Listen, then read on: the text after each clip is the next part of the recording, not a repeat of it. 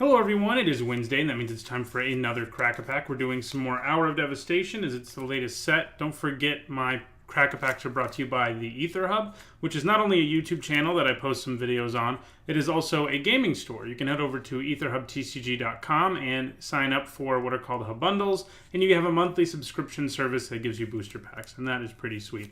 Now we're going to open this pack and talk about it in the context of Limited, as always. And let's go ahead and open it and see what our first common is. Well, our first common is not an exciting one.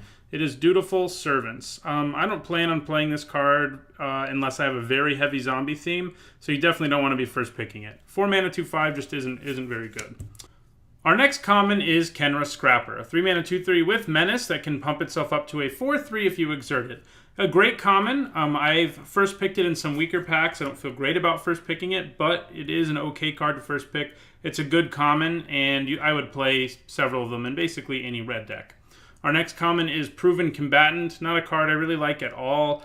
I avoid playing this if I can. If I am playing it, it's because I'm desperate for low drops.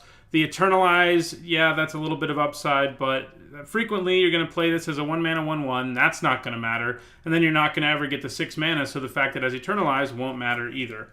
Okay, well now we have a new first pick, and it is Oasis Ritualist, which has proven itself to be one of the best commons in this format. The ramp deck is very powerful. This is a good body, and it can fix for you, and it can ramp for you, all the way up to 7 mana on turn 5, which means you can be playing lots of scary things. Sifter Worm being the most ideal thing. Oasis Ritualist has turned out to just be great in this format, this slower, grindier format than its predecessor, and we will definitely be taking Oasis Ritualist at this point.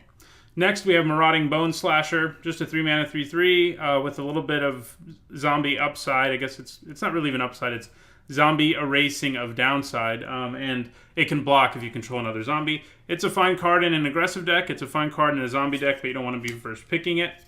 Cunning Survivor is next, a 2 mana 1/3 with a little bit of upside. I find myself playing it sometimes. I don't play it all the time, and I certainly don't want to first pick it.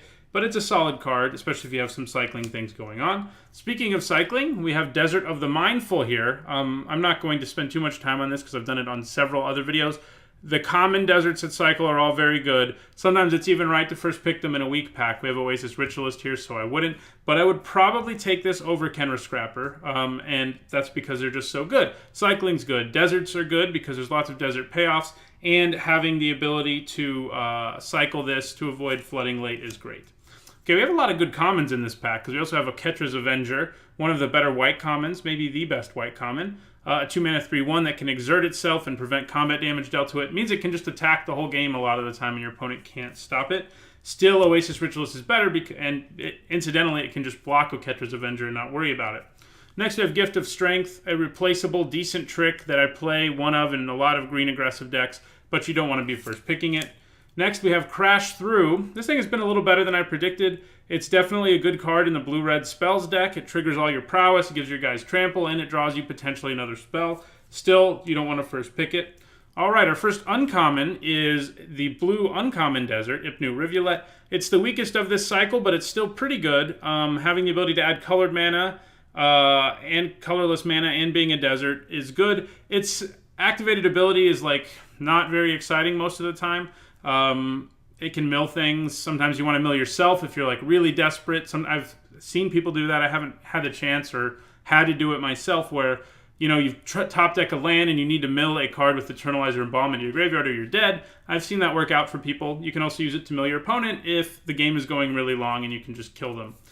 Our next uncommon is Accursed Horde. This has proved to be a pretty strong uncommon even on its own. Indestructibility is very good. It becomes very difficult to block it. I would still take Oasis Ritualist over it, but it's close. Alright, well now we have a new first pick, even better than Oasis Ritualist, and that is Bane Whip Punisher. This thing is great. It is very flexible. For 4 mana, it can destroy something, and it can also just be a 3 mana, kill an X1. If you have other -1/-1 counter effects in your deck, then it gets to be even better because you can kill an X1 and then use its ability to sacrifice itself to kill another creature you put a -1/-1 counter on. So we're definitely all over Bane Whip Punisher here. Our rare is Ramunap Excavator. It's an okay card. I've definitely had decks where getting back a desert who has an activated ability every single turn can just win you the game.